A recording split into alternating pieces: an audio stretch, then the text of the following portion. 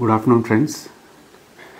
నా voice clarity వస్తుందా లేదో ఒకసారి చెక్ చేసుకోండి. ఒకవేళ సింక్ మిస్ అయితే కనుక చెప్పండి, మళ్ళీ లైవ్ ఆఫ్ చేసేసి మళ్ళీ స్టార్ట్ చేస్తాను. అరే స్టాండ్ పక్కకు పోతుంది.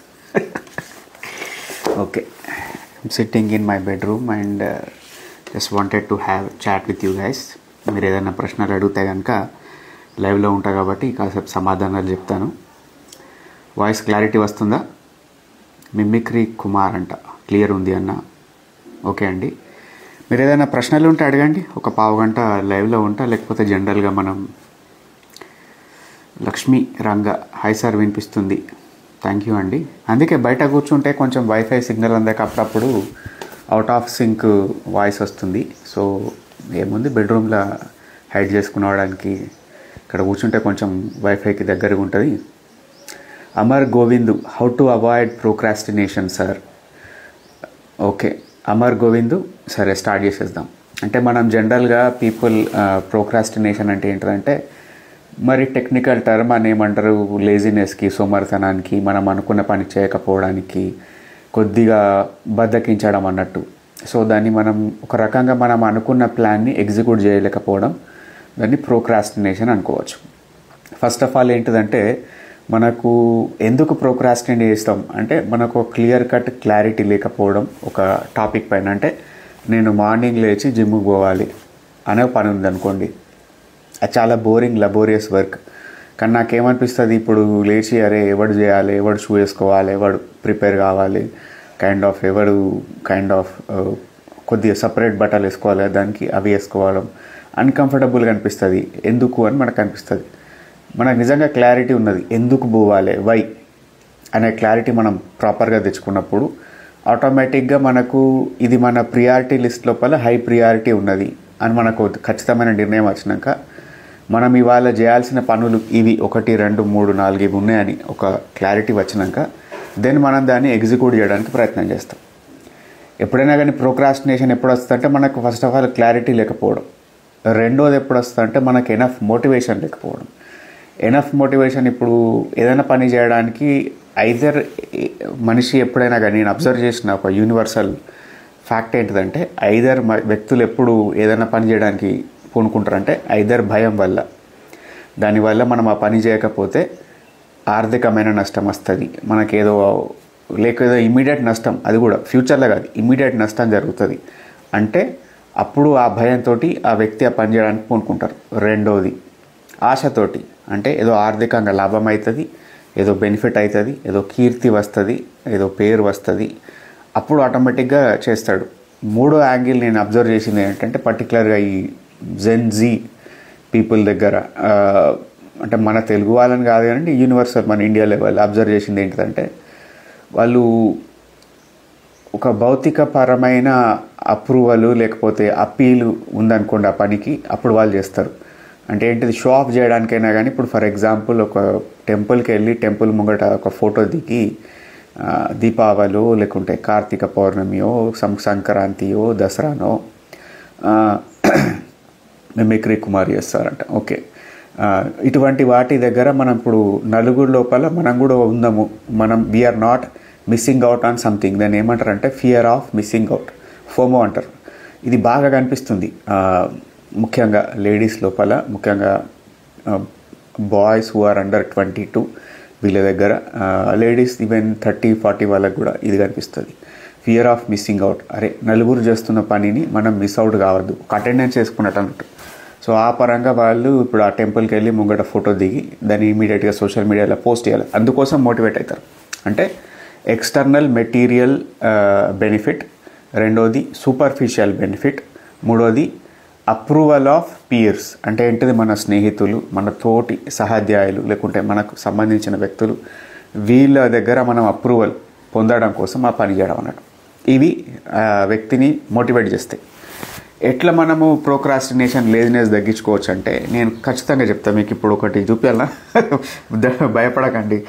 బెడ్రూమ్లో ఒకటి చూపిస్తా ఉంటే టక్మని చూపించి మళ్ళీ వెంటనే తీసేస్తా. అక్కడ ఏం కనిపిస్తుంది గోడకు, నా బెడ్ పైన వైట్ బోర్డు కనిపిస్తుందా? ఇంత దరిద్రంగా ఉంది ఏంద్రా బెడ్రూమ్ అనుకోకండి, తిట్టుకోకండి. వైట్ బోర్డ్ దాని పని ఏంటిదంటే మనం మామూలు ఒక బుక్ పైన కూడా రాసుకోవచ్చు, పేపర్ పైన కూడా రాసుకోవచ్చు, నేను ఈ పని చేస్తా, ఈ పని చేయాలి, లేకపోతే ఇది కావాలి, ఇది వద్దని ఏదో సంథింగ్ అది ఉంటుంది. సో కానీ ఏంటిదంటే మనకు ప్రాపర్గా కొంచెం ఫిజికాలిటీగా అదొక 2x2 ఫీట్ బోర్డు. సో కాన్స్టెంట్గా నేను అది క్లీన్ చేయాలన్నా కానీ 2 minutes పడుతుంది, రాయాలన్నా కానీ 1 minute పడుతుంది. నాగిని స్పెల్లింగ్ ఏంటిది అది, నాగిని అండి. ఓకే, హాయ్ అండి, నమస్తే. సో అదేంటిదంటే కంపల్సరీ నేను ప్రతిరోజు నేను ఇవాళ చేయాల్సిన పనులను దానిపైన రాసుకుంటా. ఆ రోజు ఒక పని ఉన్నది అనుకుంటా, అది కూడా రాసుకుంటా. ఇవాళ వెళ్ళి పలానా వ్యక్తిని కలవాలి, పలానా వ్యక్తికి థ్యాంక్ యూ చెప్పాలి, లేకుంటే పలానా వ్యక్తికి సారీ చెప్పాలి, లేకుంటే పలానా పని చేసుకోవాలని అందులో నేను యాదవ్ హనీ గారు, హలో అండి, హలో మ్యామ్. సో అవి రాసుకున్నప్పుడు ఏమవుతుందంటే నాకు ఒక ప్రాక్టికల్గా నా మైండ్లో ఉన్న ఒక థాట్ని నేను ఒక ఫిజికల్ రూపం కల్పించిన ఆ వైట్ బోర్డ్ పైన కల్పించినప్పుడు నాకు ఒక పని చేసిన, ఈ పని చేయాలని. సో మోటివేషన్ వస్తుంది. రెండో టిప్ చెప్తా చూడండి. మీరు ప్రోక్రాస్టినేషన్ తగ్గించుకోవడానికి మనం ఏదైనా పనిని పాస్ట్ టెన్స్లో లేకుంటే ఆల్రెడీ ఫినిష్డ్ పాస్ట్ పార్టిసిపల్ కాకుండా పాస్ట్ పర్ఫెక్ట్ టెన్స్లో రాసుకోవాలి. అంటే ఎట్లా చెప్పాలంటే ఇప్పుడు మీరు మధ్యాహ్నం 2 గంటలకు వెళ్ళి ఒక వ్యక్తిని కలిసి ఆ వ్యక్తి దగ్గర మీరు కిరాణా సామాను కొనుక్కోవడమో, డబ్బులు అడగడమో, లేకుంటే వాళ్ళకి ఏదైనా పని చేసి పెట్టడమో, లేకపోతే వాళ్ళ దగ్గరికి ఏదైనా వస్తువు తెచ్చుకోవడమో, లేకుంటే ఇంకేదో సింపుల్ ఎగ్జిక్యూటివ్ వర్క్ అది చేయాలనుకోండి. నేనేం చేస్తా అంటే నేనేం రాస్తా అంటే 2 గంటలకు వెళ్ళి నేను రమేష్ని కలిశాను, అతని దగ్గర నుండి సమ్ బుక్ అనుకోండి, ఏదో సైకాలజీ ఆఫ్ మనీ బుక్ నా దగ్గర ఉంటుంది పక్కకు. ఈ బుక్ తీసుకొచ్చుకోవాలి. నేను 2 గంటలకు వెళ్ళి రమేష్ దగ్గర నుండి సైకాలజీ ఆఫ్ మనీ పుస్తకాన్ని తీసుకొని వచ్చాను అంటే ఫినిష్ అయిపోయినట్టు రాస్తా. అట్లా రాసినప్పుడు ఏమవుతుంది, ఆటోమేటిక్గా మన మైండ్ లోపల ఒక చిన్న ఇంప్రింట్, చిన్న మార్పు జరుగుతుంది. మనం అరే ఫినిష్ అయిన మూడ్లో ఉంటాం. అంటే మనం ఇచ్చిన ఒక కమిట్మెంట్ని నిర్వర్తించుకోవడానికి మన మనసు వర్క్ చేస్తుంది. అంటే మీరు ఏది చేయాలనుకున్నా కానీ అది అయిపోయినట్టు, పూర్తి చేసినట్టు లిస్టు రాసుకోండి. అప్పుడు మీకు కొద్దిగా మార్పులు వస్తాయి. రెండోది ప్రోక్రాస్టినేషన్ తగ్గించుకోవడానికి ఏంటిదంటే మీరు చేయాల్సిన పనులకు ఎప్పుడైనా కానీ ఒక ర్యాంకింగ్ ఇచ్చుకోండి. అంటే ఏంటిదంటే మేము జనరల్గా ఎవరినైనా అడగడానికి మీరు ఎట్లా సంతోషంగా ఉన్నారు, బాధగా ఉన్నారు, ఎట్లా డిఫికల్టీని ఫేస్ చేస్తున్నారని మనకు ఒక మెటీరియల్ తోటి నంబర్ దొరకడానికి 0 to 5 కానీ 0 to 10 కానీ ఒక Rajasekhar Kokkula, hi sir, hi అండి సార్, ఈ రోజుల్లో మ్యారేజ్ చేసుకోవాలి అంటే ఎలాంటి విషయాలు దృష్టిలో పెట్టుకోవాలి చెప్తా. మిమిక్రీ కుమార్, అది హోల్డ్ ఆన్, అది దగ్గర పెట్టుకో, మళ్ళీ క్వశ్చన్ అడిగి ఫ్లో అయిపోయినాక చెప్తా. ఓకే, ట్రైన్ ఆఫ్ థాట్ ఎగిరిపోతుంది. లేకపోతే ఏం చెప్తున్నా నేను మీకు ప్రోక్రాస్టినేషన్ గురించి చెప్తున్నా. 0 to 5 ర్యాంకింగ్ లేకుంటే 0 to 10 ర్యాంకింగ్ ఇచ్చుకోవాలి. అంటే మీరు చేయాల్సిన 3 పనులు ఉన్నాయి, ఆ 3 పనుల లిస్ట్ రాసి దాన్ని 0 అంటే అవసరం లేదు, 10 అంటే కంపల్సరీ చేయాల్సిన పరిస్థితి. సో ప్రియారిటీ లిస్ట్ మీ మైండ్లో కంటిన్యూస్గా పరిగెట్టడానికి ఏం చేయాలంటే ఈవినింగ్ రమేష్ని కలిసి పాత థీసిస్ తీసుకోవాలి. ఈవినింగ్ రమేష్ని కలిసి అతని దగ్గర నుండి సమ్ ప్రాజెక్ట్ వర్క్ తీసుకోవాలి. ఇది ఉందనుకోండి, అది ప్రయారిటీ లిస్ట్ నాకు ఇంపార్టెంట్ అనుకోండి. For example, I'm helping some kid in writing his thesis, I'm getting monetary benefit for helping him అనుకోండి. సో ఆబ్వియస్గా నేను ఏం చేస్తాను అంటే ఓకే, నాకు డబ్బులు వస్తున్నాయి, plus it's academically challenging work and relevant to my field కాబట్టి సో ప్రియారిటీ లిస్ట్లో నేను అవుట్ ఆఫ్ 0 to 10లో 9 పెట్టుకుంటా. దాన్ని 9 పెట్టుకొని I'm gonna make a call to that person, అరే యార్ you need to send that previously return thesis, so I'm gonna build another thesis based upon that already existing thesis, or I'm gonna twist and tweak and do some modification and execute it and give it to that kid. So ఇట్లా చెప్తా. అంటే నాకు అది important, నాకు పైసలు వస్తుంది, plus నాకు అకాడమికల్గా relevant work కాబట్టి నేను అది పెట్టుకుంటా. అంటే 0 to 10 లోపల 9 నెంబర్ ఇచ్చుకున్నా. సో ఇట్లా మనం ఒక నంబరింగ్ పెట్టుకోవడం అన్నట్టు. నంబరింగ్ ఇచ్చుకుంటే ఏమవుతుందంటే ఆటోమేటిక్గా మనము ఆ పని చేయడానికి మనకి ఇంకొద్ది ఎక్స్ట్రా మోటివేషన్ దొరుకుతుంది. చలో, కమింగ్ బ్యాక్ టు మన ఇంతకుముందు అడిగిన మిమిక్రీ కుమార్ సరే ఈ రోజుల్లో మ్యారేజ్ చేసుకోవాలి అంటే ఎలాంటి విషయాలు దృష్టిలో పెట్టుకోవాలి. ఒకటి ఫస్ట్ ఆఫ్ ఆల్ నేనేం చెప్తా అంటే, ఎప్పుడైనా కానీ మీ తల్లిదండ్రుల కోసమో చుట్టాల కోసమో లేకుంటే కట్నం వస్తుందనో లేకుంటే దేనికో పెళ్లి చేసుకోకండి. మీకు నిజంగా ఒక జీవిత భాగస్వామి అవసరమై కలిసి బతకడానికి ఒక వ్యక్తి కావాలి, నాకు తోడు కావాలి అనుకుంటే అమర్ గోవింద్ అట, thank you for your suggestion sir. Okay అండి, మీకు ఒక నిజంగా జీవిత భాగస్వామి కావాలి, బ్రతకడానికి మనకు తోడు కావాలి అని మనకు క్లారిటీ అనిపించి అప్పుడు పెళ్లి సంబంధాలు చూడడము లేకుంటే పెళ్లి అప్రోచ్ కావడము, మ్యాట్రిమోనియల్ సైట్స్ మీడియేటరో చుట్టాల దగ్గర చూడడము స్టార్ట్ చేయాలి. రెండోది, ఆ వ్యక్తితోటి కంపల్సరీ ఓపెన్గా కుల్లా మల్టిపుల్ టైమ్స్ మాట్లాడాలి. మాట్లాడినప్పుడు ఏంటిదంటే మనకు కొద్దిగా అవగాహన వస్తుంది. మన వర్షనే చెప్పడం కాకుండా వాళ్ళ వర్షన్ ఏంటిది వినాలి. మూడోది, మీకు ముఖ్యంగా గుర్తుపెట్టుకోండి, ఆల్ ఓవర్ యూనివర్సల్ మ్యాటర్ చెప్తున్నా. మీరు ఆర్థికంగా స్థిరంగా లేరనుకోండి, నాగిని అంటే thank you so much sir అంటే ఓకే అండి, మీరు కనీసం ఎంతో కొంత డబ్బు సంపాదించగలిగి ఉండాలి. మీకు ఆస్తిపాస్తులు ఎంత ఉన్నా కానీ, సమాజంలో ఎంత గౌరవం ఉన్నా కానీ, మీరు ఒక ప్రతి నెల ఎంతో కొంత మనీ మీకు వస్తూ ఉండాలి. ఎందుకంటే మీరు ఒక వ్యక్తిని పెళ్లి చేసుకున్నప్పుడు అప్పుడు ఖర్చులు పెరుగుతాయి. సో మీకు ఒక ఫైనాన్షియల్ క్లారిటీ ఉండాలి, అది కంపల్సరీ తెచ్చుకోండి. మూడోది, మీ యొక్క ఏదన్నా పెద్ద పెద్ద లొసుగులు కాదు కానీ చిన్న చిన్న ఏమన్నా ఉంటాయి అనుకోండి, మీకున్న క్రైటీరియా, నాకు ఈ క్రైటీరియా ఉన్నది అండ్ ఫస్ట్ ఏంటిది, పేరెంట్స్ని చూసుకోవా అని అడగమో లేకపోతే హౌస్ హోల్డ్ వర్క్లో హెల్ప్ చేసుకోవాలని చెప్పుకోవడమో లేకపోతే మ్యారేజ్ తర్వాత జాబ్ కంటిన్యూ చేయడమో వద్దనో, ఇవి కొన్ని బేసిక్ థింగ్స్ ఉంటాయి కదా, వాటి పట్ల క్లారిటీగా మాట్లాడుకొని ఒక నిర్ణయానికి రావాలి. నాలుగోది ఏంటిదంటే, వీలైతే కనుక ఎవరైనా పెద్ద మనిషా లేకపోతే ఎవరైనా మంచి వ్యక్త లేకుంటే ఒక సైకాలజిస్టా ఎవరో దగ్గరికి ఇద్దరు వెళ్ళి కపుల్ కౌన్సిలింగ్ పోవాలి. పోయినప్పుడు ఏమవుతుందంటే మీకు కొంచెం ఈ వ్యక్తుల గురించి పూర్తిగా సూపర్ఫిషియల్గా చూస్తూ ఉంటారు కాబట్టి మీకు అంత పర్ఫెక్ట్గా తెలియకపోవచ్చు, అసెస్ చేయలేకపోవచ్చు. ఒక సైకాలజిస్ట్ దగ్గరికి మీరు ప్రీ మ్యారిటల్ కౌన్సిలింగ్కి వెళ్ళినప్పుడు ఏమవుతుందంటే వాళ్ళు కొన్ని విషయాలు మీరు ఓపెన్ అప్ అయ్యేటట్టు చేస్తారు. రెండోది ఏంటంటే, మ్యారేజ్ అంటే ఏంటిది, మీరు ఎట్లా పురపొచ్చాలు వస్తే ఎట్లా సస్టైన్ కావాలి, ఎట్లా మాట్లాడుకోవాలి, ఎట్లా కన్విన్స్ చేసుకోవాలి, ఎట్లా అర్థం చేసుకోవాలి. ఎందుకంటే చాలామందికి లేడీస్కి మగవాళ్ళ మైండ్ సెట్ ఎట్లుంటుందో తెలియదు. చాలామంది ఆడవాళ్ళకు వాళ్ళ ఫాదర్ని మాత్రమే చూసుంటారు, లేకుంటే ఒక బ్రదర్ని మాత్రమే చూసుంటారు వాళ్ళ లైఫ్లో. Being with brother and being with father is totally different when you compare to being with husband. So డైనమికే మస్తు చేంజ్ ఉంటుంది. సో వీళ్ళు ఆ మైండ్ సెట్ పెట్టుకొని వచ్చారు ఏంది ఇది ఏంది అని కొంచెం పరిశాన్ అవుతుంటారు. సో ఆ క్లారిటీ తేవడానికి పనికి వస్తుంది ప్రీ మ్యారిటల్ కౌన్సిలింగ్. అదొకసారి అటెండ్ కామని చెప్తా. ముఖ్యంగా నేను చెప్పేది ఏంటంటే, కొంచెం ఫ్రీగా ఓపెన్ అప్ అయిపోయి 4-5 సార్లు వీలు కాకపోతే ఒక 2-3 సార్లు అన్నా మాట్లాడాలి ఓపెన్గా. దెన్ ఇంకోటి ఏంటిదంటే, ఎవరి కోసమో చేసుకోవద్దండి. ఎప్పుడు కూడా మీకు లైఫ్ పార్ట్నర్ అవసరమే, మీరు బ్రతకడానికి తోడు కావాలి, ఫ్యూచర్లో పిల్లలు కావాలి, ఒక మంచి లైఫ్ కావాలి, ఆ వ్యక్తి నాకు తోడు కావాలని ఆ రిక్వైర్మెంట్ అప్పుడు అవసరమైనప్పుడు అప్పుడు అప్రోచ్ కావడానికి ప్రయత్నం చేయండి. ఆ మెయిన్ క్లారిటీ అది. ఎవరి కోసమో, పేరెంట్స్ కోసమో, చుట్టాల కోసమో, ఏజ్ ఎక్కువ అయిపోయిందనో లేకుంటే ఇంకేదో కారణంతో చేసుకోకండి. ముఖ్యంగా మీకు మీరు డిసైడ్ కండి అన్నట్టు. ఓకే, మిమిక్రీ కుమార్, అర్థమైందా? ఇంకేమైనా ఉన్నాయా ప్రశ్నలు అడుగుతారా? మ్యాచ్ నడుస్తున్నట్టున్నా కదా, ఇండియా వర్సెస్ ఆస్ట్రేలియా మ్యాచ్ చూస్తున్నారు ఎవరన్నా? 224-7 అంట. పిల్లగాడు మన తెలుగోడు నితీష్ రెడ్డి బాగానే క్లిక్ అవుతున్నాడు.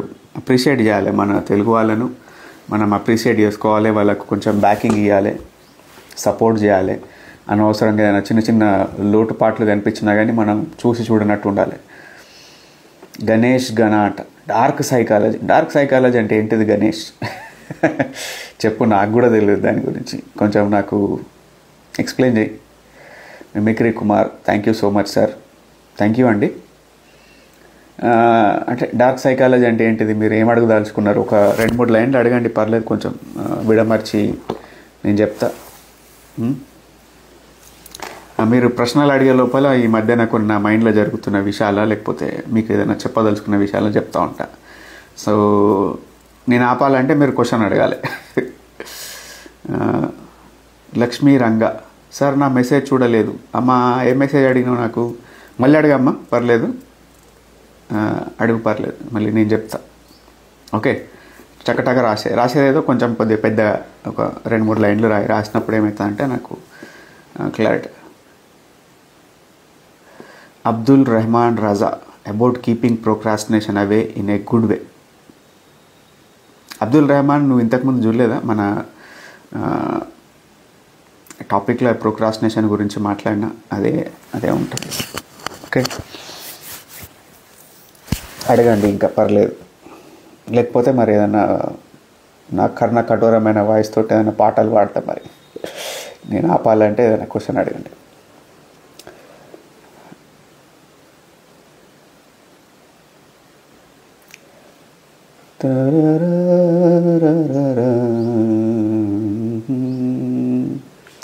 Does OCD can return after recovery? K A V Varma. అవునండి, ఓసిడి అనేది తిరగదోడే అవకాశం ఉంటుంది. సో ఎప్పుడు కూడా సింపుల్గా చెప్పాలంటే, మనము ఒక వ్యక్తి కంటిన్యూస్గా నార్మల్ మనకు అర్థమయ్యే భాషలో చెప్పుకోవాలంటే, ఒక వ్యక్తి మంచిగా 10 నెలల పాటు వాకింగ్కి వెళ్ళిండు, రన్నింగ్కి వెళ్ళిండు, మంచి హెల్దీ ఫుడ్ తిన్నాడు, హోమ్ కుక్డ్ మీల్ తిన్నాడు, చక్కగా తన మనసుని బాడీని శుభ్రంగా ఉంచుకున్నాడు, హెల్దీగా ఉంచుకున్నాడు. నెక్స్ట్ మంత్ విపరీతంగా బిర్యానీలు తిన్నాడు, చైనీస్, దాన్ని ఏమంటారు, మంచూరియాలు, ఫ్రైడ్ ఫుడ్, ఏదేదో తిన్నాడు, ఆల్కహాల్ ఫుల్ తాగిండు, రోజుకో 3 పెట్టెల సిగరెట్లు కాల్చిండు. 12వ నెల ఆ వ్యక్తి హెల్దీగా ఉంటాడా? ఓకే, ఇక్కడ కమెంట్స్ ఆపేస్తా. అబ్దుల్ రెహమాన్, ఒక సెకండ్ ఈ వ్యక్తికి చెప్పినాక మనం వచ్చేద్దాం. ఓకే, మిస్ కాకుండా మళ్ళీ మన వాళ్ళు ఎవరైనా ప్రశ్నలు మిస్ అయినాయి అనుకోకుండా. సో ఏంటిదంటే, ఏదైనా కానీ రిలాప్స్ అయ్యే అవకాశం ఉంది. అంటే it's a continuous work, it's a continuous process. చాలా సందర్భాల లోపల ఓసిడి అనేది పాథాలజికల్ లెవెల్ నుంచి స్టార్ట్ అవుతుంది. సో కొంతమంది ఎంత ప్రయత్నం చేసినా, ఎంత థెరపీ తీసుకున్నా, ఎంత కౌన్సిలింగ్ తీసుకున్నా, ఎంత క్రమశిక్షణతో ఉన్నా, ఎంత మంచి అనుకూలమైన వాతావరణంలో ఉన్నా, ఎంత మంచి సపోర్ట్ సిస్టమ్ ఉన్నా, అనుకూలమైన ఫ్యామిలీ ఉన్నా, వాళ్ళు ఓసిడి రిలాప్స్ అవుతూ ఉంటుంది. ఎపిసోడిక్ ఉంటుంది అనుకోండి, డిప్రెషన్ అనుకోండి, ఓసిడి అనుకోండి, యాంగ్జైటీ అటాక్స్ అనండి, ఏదైనా కానీ మెంటల్ హెల్త్ ఎపిసోడిక్ వస్తుంటాయి. అంటే ఒక 6 నెలల పాటు, 8 నెలల పాటు ఫ్రీగా మంచిగా హ్యాపీగా నార్మల్ లైఫ్ లీడ్ చేస్తారు. సడన్గా ఏదో ఒక ట్రిగ్గర్ అవుతుంది వాళ్ళ లైఫ్లో. ఇంకొకటి చెప్తే, ఇప్పుడు చూడండి, ఇప్పుడు ఏం చలికాలంలో ఉన్నాం మనం. ఒక వ్యక్తి ఎండాకాలం బాగున్నాడు, వర్షాకాలం బాగున్నాడు, చలికాలం మన వాతావరణం కూడా మనసు పైన ప్రభావం చూపిస్తుంది. ఈ మధ్యన ఈ మంత్ ఏంటిది, నవంబరు 25 కదా, 25లో 3 డిప్రెషన్ రీలాప్స్ కేసెస్ ఒక 2 సైకియాట్రిక్ డాక్టర్లు రిఫర్ చేశారు నాకు.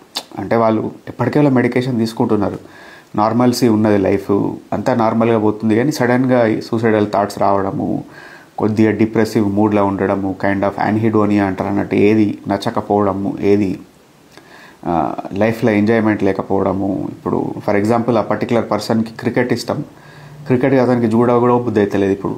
అంటే అంత పిచ్చిగా ఉంటుండే క్రికెట్ పట్ల. అతనికి ఏంటంటే ఇట్స్ సిమ్టమ్ ఆఫ్ యాన్హిడోనియా. మనం ఏదైతే సంతోషపడతామో, ఏదైతే మనం ఆస్వాదిస్తామో, దాన్ని మనం వద్దనుకోవడము, దాంట్లో సంతృప్తి దొరకకపోవడం అన్నట్టు. సో ఆబ్వియస్గా ఈ సీజనల్ ఎఫెక్ట్ కూడా ఉంటుంది. పర్టికులర్గా దానికి ఒక టర్మ్ కూడా ఉంది, ఎస్ఏడి అంటారు, సాడ్. సో ఈ చలికాలం లోపల చాలామందికి మానసిక రుగ్మతలు తిరగదోడతాయి. సో దానికి ఈ సొల్యూషన్ ఏంటిది? ఒక మంచి లైఫ్ స్టైల్ కలిగి ఉండడం, ఒక మంచి ఫ్యామిలీ సపోర్ట్ సిస్టమ్ కలిగి ఉండడము, లైఫ్లో ఒక పర్పస్, ఒక రొటీన్ పెట్టుకొని ఉండడము. 4వది ఏంటిదంటే, మనం ఎంత కోషిష్ చేసినా, ప్రయత్నం చేసినా అందులోకి వెళ్ళి బయటపడలేకపోతున్నప్పుడు థెరపీ తీసుకోవడము. థెరపీ వల్ల కూడా పని అయితే లేదంటే మంచి సైకియాట్రిక్ డాక్టర్ దగ్గరికి వెళ్ళి మోమాటం లేకుండా మెడిసిన్ వాడడము. అది కూడా ఏంటిది, లిమిటెడ్ అమౌంట్ ఆఫ్ టైంకి. అది మెడిసిన్ ఎట్లయితే దాని పైకి ఆ సైకిల్లోకి మనం పోతామో, అందులోకెళ్ళి వెంటనే కూడా మెల్ల కొద్ది కాలం తర్వాత బయటికి రావచ్చు. సో డాక్టర్ గారి సలహా మేరకు మీరు అందులోకెళ్ళి బయటికి కూడా రావచ్చు. ఓసిడీకి అయితే అసలు బర్దాష్కే బాహర్ ఉందనుకోండి. మరి ఎట్లయిపోయిందంటే, కొంతమందికి ఇప్పుడు చేతులు క్లీన్ చేసుకోవడం ఎక్కువైపోయి ఎట్లయిపోతుందంటే, ఓసిడి రోజుకి 6 గంటలు 8 గంటలు కూడా చేయి గడుగుతూనే ఉంటారు సబ్బు పెట్టి. అన్నిట్లా తోలు ఎగిరిపోతుంది, తెల్ల మచ్చలు వస్తాయి, ఒక రకంగా ఇట్లా దారుణంగా ఉంటాయి. సో అప్పుడే తప్పకుండా డాక్టర్ ఇన్వాల్వ్మెంట్, ఫార్మకాలికల్ ఇంటర్వెన్షన్ కావాలి కదా. ఒక మంచి సైకియాట్రిక్ డాక్టర్ దగ్గరికి వెళ్ళి మెడిసిన్ వాడక తప్పదు. మనం చాలామంది భయపడతారు, నెగ్లెక్ట్ చేస్తారు, అదే ప్రాబ్లం.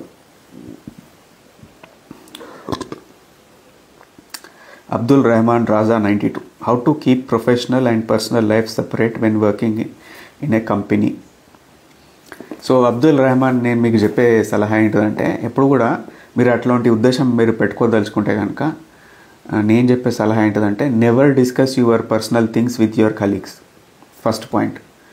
రెండవది అంటే ఎట్లా ఉండడం అంటే, ఇప్పుడు మన ఫ్యామిలీలో జరిగే గ్యాదరింగ్స్కో, బర్త్డేస్కో, లేకుంటే సమ్ ఏదో యాక్టివిటీకో వీళ్ళకు ఇన్వైట్ చేయకపోవడం. రెండవది మన పర్సనల్ మ్యాటర్స్ మన కొలీగ్స్ తోటి డిస్కస్ చేయకపోవడం.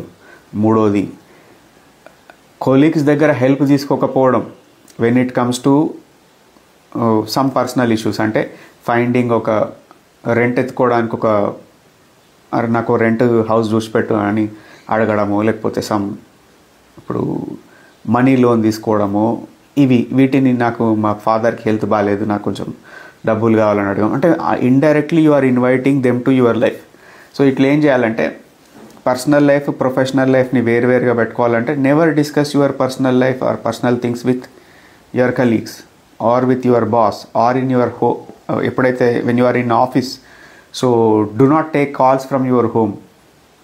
If you want to take a call in lunch break or some other way, walk some distance and make that call and quickly come back. And ఇంకోటి చెప్తా, చాలామంది చేసే తప్పిదాలు ఏంటిదంటే, ఇప్పుడు ఫోన్ స్క్రీన్ ఉన్నది అనుకోండి, ఏదో ఫోన్ ఉంది నా దగ్గర ఇంకోటి, దానిపైన మన ఆఫీస్ టైం లోపల మన పిల్లలు, భార్య, ఫ్యామిలీకి సంబంధించిన ఫోటో పెట్టుకుంటారు. పెట్టుకున్నప్పుడు యాక్సిడెంట్గా తెలియకుండానే, ఇప్పుడు మనం we want to keep colleagues from out of our life కదా, పర్సనల్ లైఫ్ స్పేస్ నుంచి. వాటి తెలియకుండా మనం వాడుతున్న ల్యాప్టాప్ పైన మనం స్క్రీన్ సేవర్ పెట్టుకున్నాం, వైఫ్ది, కిడ్స్ది, పేరెంట్స్ది, సమ్ అదర్ది, ఏదో నీ పొలిటికల్ ఐడియాలజీది ఏదో మంచో చెడో పెట్టుకున్నారు. ఆటోమేటిక్గా people will gonna ask you, అరే ఏమైంది, అది ఎందుకు పెట్టుకున్నావు, ఇదేం చేస్తున్నావు. నాలుగోది, ఈ రిలవెంట్ విషయం చెప్తా. ఏంటిదంటే, చాలామంది వాట్సాప్ స్టేటస్లు, ఇన్స్టాగ్రామ్ స్టోరీలు, సమ్ వాళ్ళ ఐడియాలజికల్దో, లేకుంటే ఫ్యామిలీకి సంబంధించిన విషయాల్లో, లేకుంటే ఇంకేదో సమ్ కాంట్రవర్షియల్ టాపిక్స్ పెడుతుంటారు. పెట్టినప్పుడు ఆటోమేటిక్గా అవతల పర్సన్ ట్రిగ్గర్ అవుతారో, లేకుంటే క్యూరియాసిటీ తోటన్నా, అరే ఏమో పెట్టినాం మొన్న, ఏమైంది, ఏదో సాడ్గా ఉన్నావా, బాధగా ఉన్నావా, ఏమైంది అని. You are inviting the attention and those people in your life. So వీటిని దూరంగా ఉంచుకోవాలి. అంటే ఎప్పుడు కూడా ఒక 2 సపరేట్ నంబర్లు మెయింటైన్ చేయమని చెప్తా. అంటే ఒకటి ఏంటిదంటే ఆఫీస్ రిలవెంట్ నంబర్, దాన్ని మెయింటైన్ చేయడం. ఒకటి పర్సనల్, అది ఎవరికి, వీళ్ళకు ఆఫీస్ వాళ్ళ కొలీగ్స్కి తెలియాల్సిన అవసరం ఉండదు. అట్లా కాకుండా ఒక నంబర్ మెయింటైన్ చేయాలి. ఇంకోటి చెప్తా, చాలామంది సోషల్ మీడియా లోపల ఫేస్బుక్లో కానీ, ఇన్స్టాగ్రామ్లో కానీ, ట్విట్టర్లో కానీ ఒక అకౌంట్ క్రియేట్ చేసుకున్నప్పుడు ఆటోమేటిక్గా తెలియకుండానే మన కలీగ్స్ అందులోకి ఇన్వాల్వ్ అయిపోయి మనకు ఫ్రెండ్ రిక్వెస్ట్లు పంపడమో, ఫాలో అవడమో చేస్తుంటారు. సో తెలియకుండానే నీ యొక్క పర్సనల్ లైఫ్ని వాళ్ళకు ఫ్రీవే ఇచ్చేసినావు కదా. So if you really want to keep that personal life, professional life డిఫరెంట్గా ఉంచుకోవాలి అంటే, దెన్ ఒక అనానిమస్ పర్సనల్ అకౌంట్ పెట్టుకోవాలి. ఒకటి జనరల్గా అందరూ చూపించడానికి ఒక నార్మల్ నామకే వాస్తే ఒక అకౌంట్ పెట్టుకోవాలి. అట్లా మెయింటైన్ చేసుకోవచ్చు. లాస్ట్ అండ్ ఫైనల్ థింగ్ నేను చెప్పేది ఏంటంటే, మన యొక్క ఐడియాలజీ కానీ, పర్సనల్ మ్యాటర్లు కానీ, ఫ్యామిలీ ఇష్యూస్ కానీ ఎప్పుడు కూడా మనము ఆఫీస్లో డిస్కస్ చేయొద్దు. ఎప్పుడైనా ఏ టాపిక్ వచ్చినా కానీ మీ అభిప్రాయం ఏంటిది, ఇదేంటిది, లేడీస్ అందరు ఇంతేనా, మగవాళ్ళందరూ ఇంతేనా, పిల్లలు ఎట్లా పెంచాలి, ఏదో రకరకాల టాపిక్లు క్యాఫెటేరియాలో, ఆఫీస్ ఫ్రీ టైంలో మాట్లాడుకుంటూ అంటారు. అప్పుడు మన పర్సనల్ ఒపీనియన్ చెప్పద్దు. అంటే we should keep our thoughts to our self. ఇట్లా పెట్టుకున్నప్పుడు ఏంటిదంటే అనిపించాడు వీడు పెద్ద బాగా దాన్ని ఏమంటారు, కన్జర్వేటివ్ మనిషా, లేకపోతే అందరితో కలిసి మెలిగాడు అని. సో ఆఫీస్ పని పరంగా కలిసి మెలగాలి, డీల్ చేసేది ఏదైనా మాట్లాడుకోవడం ఉన్నది, దాంట్లో ఇన్వాల్వ్ కావాలి. కానీ ఏంటిదంటే do not discuss these things with those colleagues. Okay. Lakshmi రంగ హ్యాపీగా ఉండాలి అంటే ఎలా ఆలోచించాలి? ఈ జనాల మధ్య మనం మన పని చేసుకుంటున్నా మనల్ని ఏది ఒకటి అంటారు. లక్ష్మి గారు, నేను ఒక విషయం చెప్తా మీకు. మీరు ఒకటి క్లారిటీ తెచ్చుకోవాలి. మనం లైఫ్ లోపల మీ యొక్క హ్యాపీనెస్ని మీరే క్రియేట్ చేసుకోవాలి. అంటే మీ యొక్క హ్యాపీనెస్ మీ ఫ్యామిలీకి సంబంధం లేదు, ఫ్రెండ్స్కి సంబంధం లేదు, కొలీగ్స్కి సంబంధం లేదు, కాస్ట్, కమ్యూనిటీ, రిలీజన్, నైబర్స్ ఎవరితోటి బేస్ చేసి పెట్టుకోవద్దు. మీకు ఏది సంతోషం అనిపిస్తుందో దాన్ని మీరే క్రియేట్ చేసుకోవాలి. అంటే ఒక కార్టూన్ ఉంది అప్పట్ల, ఒక 10 years బ్యాక్ వచ్చిన ఒక కార్టూన్. అంటే ఏంటిది, వాడు పిల్లగాడు బొమ్మ తయారు చేసుకుంటుంటాడు అన్నట్టు. చేసుకుంటుంటే ఇంకొక పిల్లగాడు ఏడ్చుకుంటూ కూర్చుంటాడు. ఆ బొమ్మ పైన ఏముంటుందంటే హ్యాపీనెస్ అని ఉంటుంది. పక్క పిల్లగాడు అడుగుతాడు ఏడ్చేటోడు, అది ఎక్కడికి వెళ్ళి వచ్చింది, ఎవరిచ్చిర్రు నీకు అంటే ఆ హ్యాపీనెస్ నీకు ఎవరిచ్చిర్రు అంటే అది పిల్లగాడు చెప్తాడు సమాధానం, అది ఎవరో ఇస్తే వచ్చేది కాదు, మనకు మనం క్రియేట్ చేసుకోవాలి. ఈ బొమ్మను, ఈ హ్యాపీనెస్ని నాకు నేను క్రియేట్ చేసుకున్నా, సో నేను ఓనర్ దీనికి అని చెప్తాడు. అది ఎంత బ్యూటిఫుల్ థింగ్. రెండో విషయం, మనం మన పని చేసుకుంటున్నా మనల్ని ఏదో ఒకటి అంటారు, ఖచ్చితంగా అంటారు. మీరు మంచి వ్యక్తి అయినా, సాధుజీవి అయినా, ఒక సెయింట్ లాంటి పర్సన్ అయినా, నలుగురికి మంచి చేసే వ్యక్తి అయినా, సో ఎటువంటి వ్యక్తి అయినా కానీ మీ గురించి మీకు ఆ అభిప్రాయం ఉండొచ్చు. కానీ ఏంటిది, సమాజం లోపల స్టీరియోటైప్స్ ఉంటాయి, ప్రిజుడిసెస్ ఉంటాయి. మనం ఏం చేసినా చేయకున్నా కానీ మనల్ని ఎవడో ఒకడు ద్వేషిస్తూనే ఉంటాడు. నేను అప్పట్లో కొత్త లోపల ఇన్స్టాగ్రామ్ స్టార్ట్ చేసినప్పుడు, లేకుంటే ఏదైనా వీడియోలు పెట్టినప్పుడు, లేకుంటే ఏదైనా యూట్యూబ్ ఛానల్కి పోయి ఇంటర్వ్యూ ఇచ్చి వచ్చినప్పుడు సంథింగ్ నా భాష నచ్చకనో, నా యాక్సెంట్ నచ్చకనో, లేకుంటే నా అవతారం నచ్చకనో, ఏదో కారణం నేను చెప్తున్న డిస్కషన్ టాపిక్ నచ్చకనో, లేకుంటే నేను చెప్పిన ఐడియాలజీకి విరుద్ధంగా అనిపించో బండు తిట్టేటోళ్ళు కామెంట్స్లో ఆడ ఈడ ఏదో. అప్పుడు అరే ఏంది వీళ్ళు ఎందుకు ఇట్లా మనల్ని, అరే నేను ఏదో పోయి మన ప్రయత్నం మనం చేస్తున్నాం, లేకుంటే నా కాంట్రిబ్యూషన్ ఏదో నేను చేయాలనుకున్నా, నా ఐడియాలజీ నేను చెప్తున్నా, వీళ్ళకేమవుతుంది అని నేను అప్పట్లో ఒక 2-3 సార్లు అనుకునేటాను. తర్వాత క్లారిటీ ఏమొచ్చింది, అరే బాబు నువ్వు మంచి చేసినా తిడతారు, చెడు చేసినా తిడతారు, నువ్వు కాంట్రవర్సీ చేసినా తిడతారు, చేయకపోయినా తిడతారు. అంటే people will not stop coming at you. So దానికి సొల్యూషన్ ఏంటిది, మనకు మనమే థిక్ స్కిన్ డెవలప్ చేసుకొని, ఓకే సమాజంలో ఇటువంటి వ్యక్తులు ఉంటారు, మనం మంచి చేసినా చెడు చేసినా మనల్ని ఏదో ఒక అనే వ్యక్తులు ఉంటారు. మనం ఏం చేయాలి, మనల్ని తిడుతురు కదా అని చెప్పి మన పని చేసుకోవడం బంద్ చేస్తామా?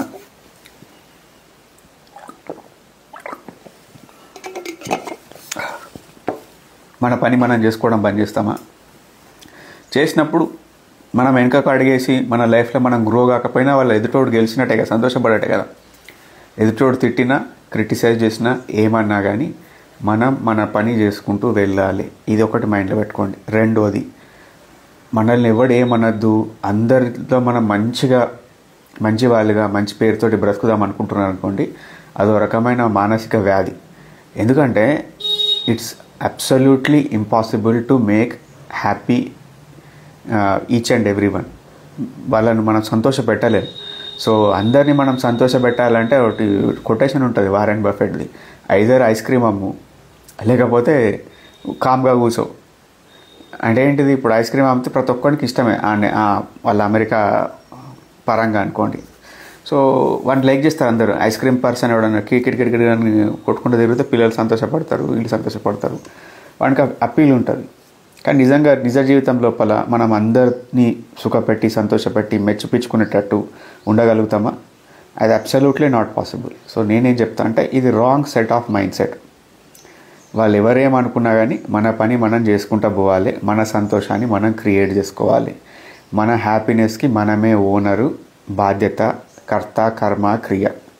ఇది మనం క్లారిటీ తెచ్చుకున్నప్పుడు భర్త చేయబట్టు, పిల్లలు చేయబట్టు, అత్తమామలు చేయబట్టు, చుట్టాలు చేయబట్టు, బాస్ చేయబట్టు, కలీగ్స్ చేయబట్టు, సమాజం చేయబట్టు మనం బాధపడం, నా సంతోషపడం.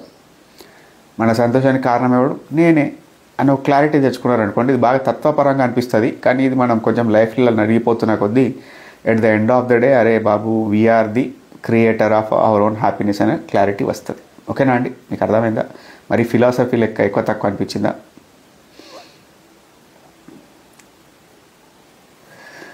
Ganesh, how to protect from మా మనుక్యులేషన్ పీపుల్, మ్యానిపులేటింగ్ పీపులా? అంటే ఇప్పుడు ఫర్ ఎగ్జాంపుల్ ఒకటి, ఫస్ట్ ఆఫ్ ఆల్ మనకు every person do have some ఒక దాన్ని ఏమంటారు, మన ఒక రాడార్ ఉంటుంది. మనం ఆ వ్యక్తితోటి మాట్లాడుతున్నప్పుడు ఈ ఎదుటి వ్యక్తి మనల్ని మ్యానిపులేట్ చేయడానికి ప్రయత్నం చేస్తున్నాడా, వాళ్ళ దోవలకు తీసుకుపోదామని ప్రయత్నం చేస్తున్నాడా, లేకుంటే మన నుండి దాన్ని ఎక్స్ప్లాయిట్ చేద్దాం, డబ్బు కానీ ఏదైనా ఆశించి చేస్తున్నారా, వాళ్ళ ధోరణికి తెచ్చుకోవడానికి చేస్తున్నారా అని మనకు క్లారిటీ వస్తుంది. వచ్చినప్పుడు మనం ఏం చేయాలంటే మనకు ఆ దమ్ము ధైర్యం ఉండాలి. ఏంటిది, లిమిట్ చేసుకోవడం, ఆ ఎక్స్పోజర్ వాళ్ళతోటి లిమిట్ చేసుకోవడం, తక్కువ మాట్లాడడం, వాళ్ళతోటి తక్కువ ఇంటరాక్ట్ కావడం, మన బ్యారియర్స్ కరెక్ట్ క్రియేట్ చేసుకోవడం. మొన్న ఈ మధ్యన ఒక వ్యక్తి సింపుల్ విషయం చెప్తా, సమ్ 10 days బ్యాక్ కావచ్చు. సో ఒక చిన్న, నేను ఎలక్ట్రికల్ షాప్కి వెళ్ళాను నైట్ 9కి వాకింగ్కి వెళ్ళి వస్తుంటే ఆ వ్యక్తి ఎవరో సమ్ ఆల్కహాలిక్ పర్సనా లేకుంటే సమాధాన కథనా తెలియదు, కానీ డబ్బులు అడుగుదామనా లేకుంటే అది కూడా నాకు క్లారిటీ లేదు. కానీ ఆయన గుర్తుపట్టి, నువ్వు గిరిజలంలో చదువుకున్నావు కదా, నీ పేరు ఇది కదా, గౌతమ్ కదా, మీ అన్నలు ఇది కదా, అది కదా అని పలకరించాడు. నేను అప్పుడు అతను నాకు కనీసం గుర్తు కూడా వస్తలేడు. నేను ఓకే అంటే నాకు కనీసం స్ట్రైక్ కూడా అవుతలేడు. కానీ అప్పుడు నేను ఏం చేసిన అంటే ఓకే ఇగ్నోర్ చేద్దాం ఇతన్ని మనం, ఓకే అని చెప్పి మన మస్కిటో బ్యాట్ ఉంటుంది కదా, అది కొనుక్కొని వాపస్ వస్తున్నా. అతను ఇమీడియట్గా వచ్చిన బైక్ ఎక్కి పద మీ ఇంటికి వెళ్దాం పద అంటాడు. అరే నా మైండ్లో ఇంటర్నెట్ స్ట్రైక్ అయింది ఏంటిది, అరే ఈయన ఎవరో నాకు కనీసం పేరు కూడా గుర్తుకొస్తలేదు, లేకపోతే కనీసం నా స్లైంటెస్ట్ ఆఫ్ మెమరీ కూడా నా దగ్గర రీకాల్ అవుతలేదు. సో దిస్ పర్సన్ ఈజ్ ఏదో వేరే వెస్టెడ్ ఇంట్రెస్టెడ్ ఉన్న పర్సను. అంటే మనం ఎప్పుడన్నా ఆన్లైన్లో కనిపిస్తే ప్రజలకు ఏం పర్సెప్షన్ ఉంటుందంటే, అరే వీడి దగ్గర డబ్బులు బాగుంటాయి కావచ్చు, లేకపోతే మనకు పెద్ద సర్కిల్ ఉంటుంది కావచ్చు, లేకుంటే ఇంకేదో ఊహ కొన్ని ఉంటాయి. సో వాళ్ళు మనల్ని ఏదో రకంగా ఇంకా వాడుకుందామనో ఇంకేదో ఎక్స్ప్లైట్ చేద్దామనో ట్రై చేస్తుంటారు. సో నేను ఇమీడియట్గా ఏం చెప్పినంటే, లేదు నాకు చిన్న పని ఉంది, నేను వేరే వాళ్ళని కలవడానికి వెళ్తున్నాను, ఇప్పుడు నేను ఇంటికి వెళ్ళట్లేదు. అతనితో కన్ఫ్రంట్ చేయదలుచుకోలేదు, అతనిని నువ్వెవరో నాకు తెలియదు అని అనదలుచుకోలేదు. నాకు స్లైట్గా వేరే వంక చెప్పి వెళ్ళిపోయాను అన్నట్టు. అంటే నాకు అప్పుడు అర్థమైంది, నేనే మనుషులను అర్థం చేసుకోవడానికి సెర్చ్ చేస్తుంటా, ఒక రకంగా పోస్ట్ మార్టం చేస్తుంటా వాళ్ళ మైండ్స్ని, నన్నే మ్యానిపులేట్ చేద్దామని చూస్తే ఎట్లా. సో ఇమీడియట్గా నేను ఏం చేసిన అంటే, లేదు నేను సమ్ అదర్ ఎవరో ఫ్రెండ్ని కలవాలి, ఇప్పుడు ఇంటికి వెళ్ళను, సరే మంచిది రైట్ అండి అని చెప్పి వెళ్ళిపోయాను. అంటే మనం ముక్తసరిగా ఉండాలి. రెండో ఇన్సిడెంట్ చెప్తాను మీకు. ఒక వ్యక్తి ఉండే అప్పట్లోపల కైండ్ ఆఫ్ కొంచెం రిపోర్టర్ అనుకోండి, రిపోర్టరు ఒక పోలీస్ అతను చెప్పిండు, ఇతను వెరీ బ్యాడ్ మ్యారేజ్ నుండి వెళ్తున్నాడు, ఇతనికి హెల్ప్ చేయండి ఇట్లా అట్లా అని చెప్పి నాకు సజెషన్ చెప్పిండు. చెప్తే ఏంటంటే ఆయనతో మాట్లాడిన ఒక దాదాపు 2 గంటలు కూర్చోబెట్టి మాట్లాడినప్పుడు అతనికి కూడా చెప్పిన సలహాలు, బాబు ఇట్లా అది ఫాలోగా, ఇది చేయి ఇది చేయకు ఇట్లా అట్లా. సో అతనికి అర్థమైపోయిందంటే, అరే బాబు వీడిని మనం రకరకాలుగా వాడుకోవచ్చు ఇట్లా అట్లా అని మెంటల్గా ఫిక్స్ అయిపోయి ఏమైందంటే అతను మళ్ళీ ఎక్కడికెళ్ళో వచ్చి మా కాలనీలో కిరాయి తీసుకున్నాడు, రూమ్ తీసుకొని అతను డైలీ పరిచయం పెంచుకుందామని, మాట్లాడదామని, లేకుంటే వాడుకుందాం ఏదో రకంగాని. సో నేను ఏం చెప్పినంటే సింపుల్గా చెప్పిన వాళ్ళకు, నేను కౌన్సిలింగ్ చేయడం బంద్ చేసిన, నాకు వేరే ఆన్లైన్ జాబ్ ఉంది, నేను ఇప్పుడు ఎవరితోటి మాట్లాడట్లేదు, ప్లీజ్ ఎప్పుడైనా వచ్చి మీతో పావుగంట మాట్లాడాలన్నా కానీ లేదు నాకు టైం లేదని చెప్పి డైరెక్ట్ కరాఖండిగా ఆ వ్యక్తికి చెప్పి దూరం పెట్టేసినాక తర్వాత ఒక 1 month 1.5 months తర్వాత అతను ఏదో కేసులో ఇరుక్కొని లేకుంటే ఏదో అయిపోయి వేరే ఊరు వెళ్ళిపోయింది.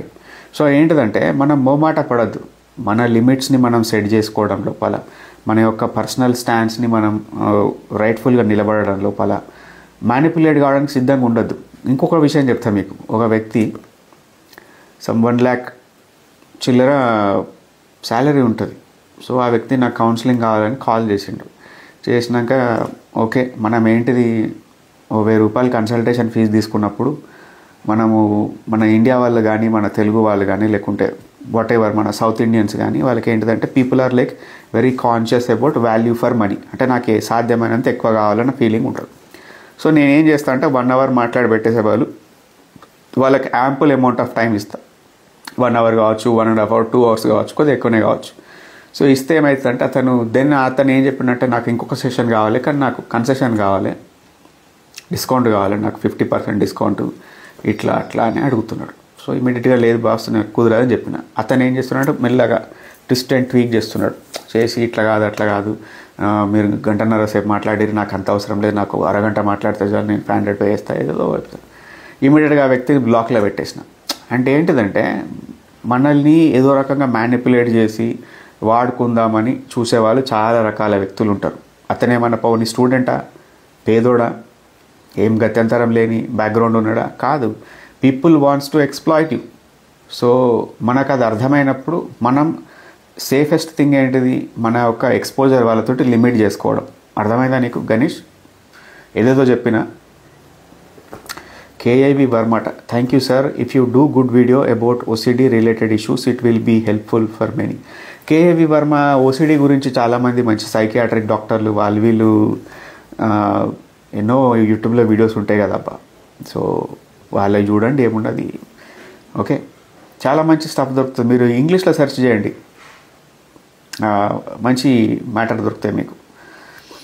తెలుగులో వీడియోస్ అంటే ఉంటాయి క్వాలిటీ, కానీ చాలా తక్కువ ఉంటాయండి. లక్ష్మీ గారు, thank you so much sir. Thank you అమ్మ.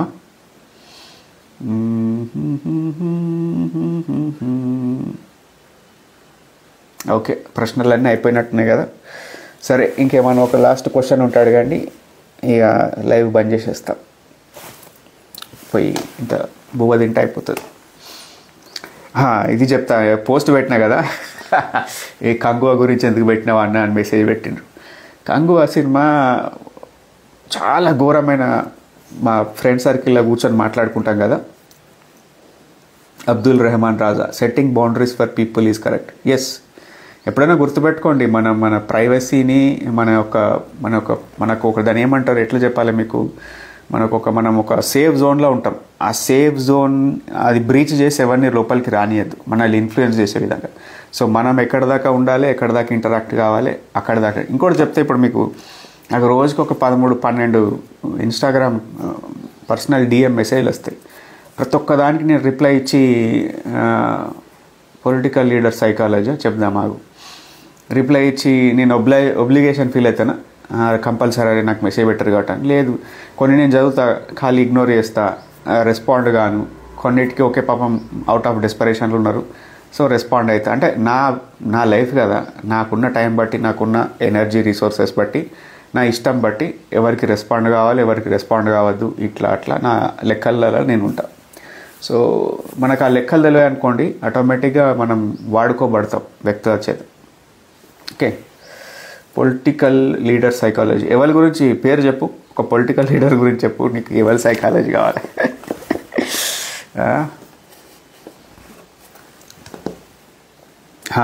కంగువా సినిమా గురించి చెప్తానంటే, మా ఫ్రెండ్స్ చెప్పారు, మేము కూర్చొని మామూలుగా చాయ్ హోటల్లో కూర్చొని బాతాకాని కొట్టుకుంటుంటారు కదా, మా గ్యాంగ్ తోటి మేము ఉన్నాం, 2-3 ఇవాడు తిడుతున్నాడు, కంగువా అంత దారుణమైన సినిమా నా లైఫ్లో లేదు, నా డబ్బులు పోయినాయి, నా 150 రూపాయలు దండగాని, ఇట్లయింది అట్లయిందని బండు తిడుతుండ్రు. అరే ఎంత ఘోరంగా ఉంది ఆరా బాబు అంటే, దారుణంగా ఉంది అని. చెవులు చిల్లులు పడతాయి, దూది పెట్టుకొని పోవాలి సినిమా థియేటర్కి, తలకాయన వస్తుంది, ఇది కాదు అని. పోనీ ఓకే, బోర్ కొడుతుంది, ఖాళీగా ఉన్న, సమ్ ఎంటర్టైన్మెంట్ మనకేం లేదు, ప్లస్ నేను కూడా మైండ్ అరే ఊకే ఇంట్లో కూర్చోవడము. ఓకే, అబ్దుల్ రెహమాన్ దానికి రెస్పాండ్ అవుతా, దీన్ని ఫినిష్ చేసి బోర్ కొడుతుందని చెప్పి పోయి సినిమా థియేటర్లో పోయి కూర్చొని చూసిన. పిల్లగాడు ఎవరైతే చిన్నపిల్లగాని క్యారెక్టర్ చేసిండో సెకండ్ హాఫ్లో ట్రైబల్స్ ఉండే ఏరియా లోపల, అది నాకు డౌట్ వస్తుంది. అరే పాతకాలం సినిమాల లెక్క చిన్నపిల్లల క్యారెక్టర్ని ఆడపిల్లలతో చేపిద్దరు. భక్త ప్రహ్లాద సినిమా ఉన్నది, భక్త ప్రహ్లాద క్యారెక్టర్ చేసింది ఎవరు, ఒక ఆడపిల్ల, మన హీరో తరుణ్ వాళ్ళ అమ్మ. సో అట్లనే ఈ పిల్లగాని ప్లేస్లో కూడా వాళ్ళు ఆడపిల్లని పెట్టి మేనేజ్ చేస్తున్నారు.